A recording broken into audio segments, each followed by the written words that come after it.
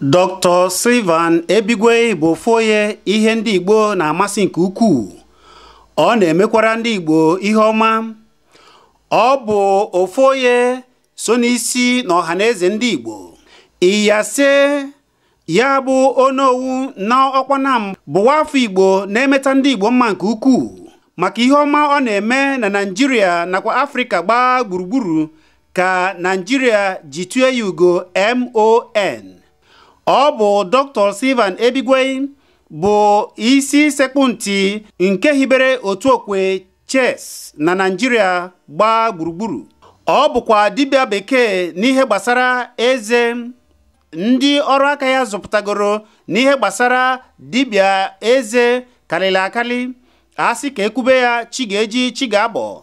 Ọ na-eme ihe ndị ọma ndị ọzọ dị iche iche. N'eziokwu, Iyase High Chief Dr. Sylvan Ebigwei bụ ofoye n'ihe na-akwalite omenala ndị Igbo nke ukwuu. N'eziokwu, ekwube ihe o megoro chi ga-eji chi ga-abọ. Dr. Ebigwei bụ ya bụ President Emeritus nke aka ikenga maka na oge ọ chịrị aka ikenga ọ chịrị ya n'ụzọ pụrụ iche. Iyase na-akwalite omenala ndị ọkpanam nke dị n'obodo Delta steeti na-akwalitekwa omenala ndị Igbo gbaa gburugburu. Ihe ọ na-eme pụrụ iche maka ihe ndị a na ihe ndị ọzọ ka anyị ji zonye ije wee jee gbaa ya ajụjụ. Anyị jụrụ ya ihe dị iche iche, o kwukwara uche ya. Lekwanụ ka anyị na Iyase nke ọkpanam High Chief Dr. Sylvan Ebigwei MON. Lekwanụ nkata anyị na ya kpara. Iyase ewe ndị na-atụta alụ ugbu a sị na ihe na-eme ihe a na ọ dị ka ndị Igbo anọrọ n'ofu otu ndọrọ ndọrọ ọchịchị. Ihe m na-ekwu bụ ka ndị Igbo ga-esi dị n'otu ugbu a wee zọta ihe na-acha. Iche na ọ dịghị mma ka ndị Igbo wepụta otu ndọrọ ndọrọ ọchịchị, ọkachasị ndị aka ikenga, tegasịa ndị mmadụ na ya, wepụta atụmatụ a ga-eji tie elu ndị a ka ndị a zọtagodo ana Igbo. Atụmatụ ahụ na-atụ ka ebigoro ụzọ dozie ana Igbo maka na ụfọdụ na-ajụ obere ego asị etiti nke a na-akpọ nke a na-eje weta revenue ndị a na-ekegasị na-afụchazi ka ndị gọvanọs anyị n'ala Igbo ji arụ ọrụ. Wee na-asị iche na ọ dịghị mma ka atinye ndị Igbo ka unu tie ndị Igbo n'ọchị ga na-achị ala Igbo niile ka ofu ndọrọ ndọrọ ọchị etiti were polisi unu ga-ewepụta wee na-achị ala Igbo.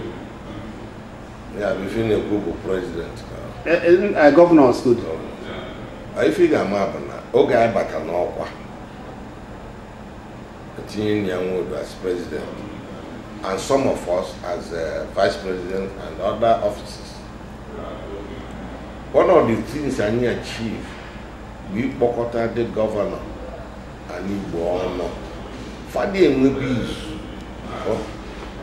anyị mekafana azaizu kawana atualo anyị nwatụtakwa n'alụ ka anyị nyewa otu a n'Igbo oge si na-adị mma. Ị ga-afụfụ na ndị gọvanọ ndị South East ọ na-enwezi izu ọ na-afadị ewe a na-ewe mana kemgbe ehipụtara Soludo ha dịka ndị ga-ahazi ka a ga-esi mepe ana Igbo a na-anụkazi akụkọ ahụ ọzọ ya bụ idevelop ana Igbo.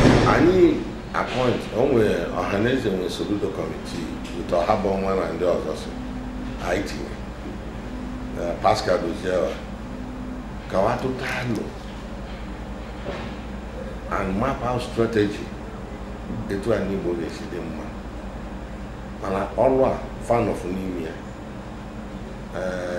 last month enwere nzukọ n'Enugu ya bụ Soludo committee fakara ọrụsị ọrụfa maka ọ dịrị efe mana ịnekwazi anya na anyị Igbo na ị ga-afụ ife dị iche akpatabago. Most of the governors na-ewetazi obi fa wee na-arụ ọrụ. Ị na-efu Enugu anya ị ga-afụ ka Enugu si improvement eji Anambra jee Imo jee Abia Ebonyi improvement na-adị mana ife ndị anyị na ọ bụ ofu ụbọchị ka eji eme ya fancha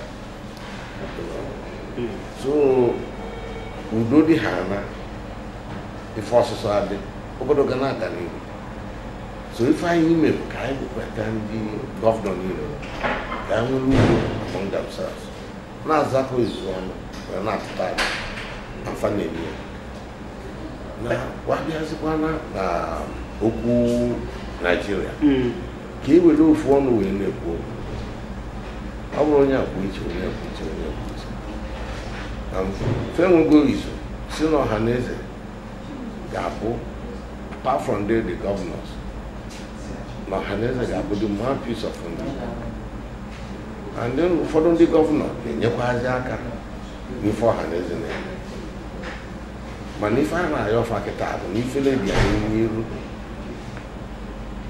anyị na-ayọ ndị na-achị achị na ụmụ anyị jikwazi ego ka e nyere Ohaneze aka. Ohaneze abụghị na enterprise na-akpata ego.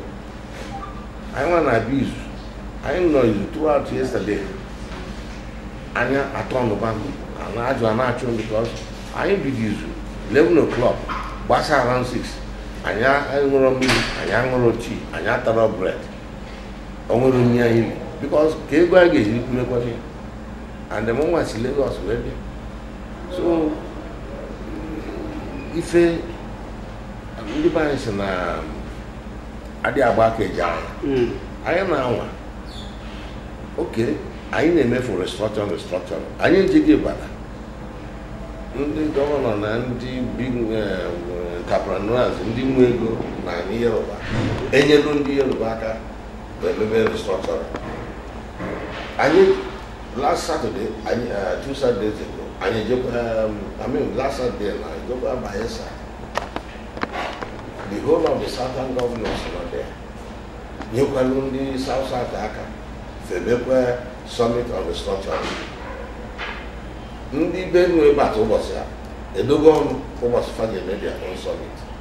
Anyị nwa bido n'isi anyị afụrụ ego a ga-eji nye because bọjetị emenye ndị anyị ndị a ọ nwere onye wepụta ego ndị be anyị bụ sọ isu oyibo mana olujere na-emime ka ewepụta ego amaghị mana onye ọbụla ga-ala ike ka anyị Igbo dị mma ka Ohaneze mee nke Ohaneze mee nke nwa odo moto ya niile etikasịgo ọ na-ekwu onwere onye bunye nwa odo ofu mkpụrụ moto si ya wee na-agbagharị so all these things ọ bụkwanụ afọ ka anyị na-ata na mana ọ dị aghọta so ife a na-ayọ bụ nye m aka adị arabụ isi aka agba ọrịa ọ bụ na onye ọbụla atụtụ ya kpatara eji eme constitution pụta na ọ bụ na Igbo onye Igbo ị na-akwụ 100 naira every month ọ ma gbuo onye Igbo bụ milonia bụ bilonia ka ị nwere ị ga-akpatarị 100 naira a month wee tụnya at the coffers of Ohaneze. All the from the pipeline, but I know the car apathy because ọ bụrụ na Ohaneze enwego nke ya ma depend on anybody onwe ike na-achịta ndị Igbo ọfụma mana arapụ ya n'aka ofu onye ka ụfọdụ asị he who plays the piper plays the tune. Egwu ọja onye nye mmanya nkwụ na-egburu gị egwu anwa ka ihe ete onye na-eti ọja na-eficha ọnụ a na-eficha ọnụ ya sị ọ bụrụ na okwu gbasara ego enwe ụmụaka ndị Igbo nọ na obodo oyibo ha na-ekirikwa ugbu a ha ga-achọ ịmata ọ dị ka ọ bụ ndị Ohaneze mbụ ada ekwuchasị n'ihe ha kwuru ma ọ bụ otu ha si edo adịghị mma mana ugbu a unuwa gbatara nne ya wodu na ya nọ n'isi ya wee na-abịa jiri ofu onu wee na-ekwu ihe gbuwa ọ dị ka ọ dịghị mma ịkpọ ndị ụmụnne anyị nọ obodo oyibo ka ha soro bịa ihe aka n'ihe ka ala Igbo wee dị mma enweka unu na ha si akpa anyị na ndị nọ n'ọrụ Igbo na-akpa nọ n'obodo oyibo akpa akpọga anyị at least anyị eluga Chicago ụlọ ndị Ohio group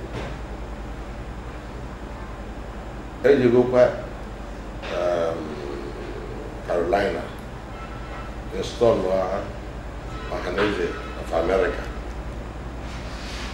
ejigo Ghana na other places ejigo England mana ife dị ya bụ na asị na onye liro ọ na-enye nwa ewu okwu ego ịma ndị chi mbụ anyị amara ka esi chi mana asị na ego ome nke a na ego ome nke nwa anyị amara mana oge anyị gbaka n'ọkwa dị fọsị na-emepụ transparency eweta ego edebe ya n'ọha niile afọ and then ya nwe odu alone and not have access to the money ma anyị nwa mbụ nek approve for expenditure ọ bụrụ sọ ofu onye na-asign check so ego ọbụla na-abatala ọha na eze kịta anyị a na-edebe ya na tebụl onye ọbụla afụ ka o si aga ọ bụrụ ka mmadụ jee n'azụ n'ala ego tinye na akpa a ga-emeji ya ka a nwa agatụ ọ ga-adịrị gị mmasị ọ ga-adịrị Igbo mma udo dịrị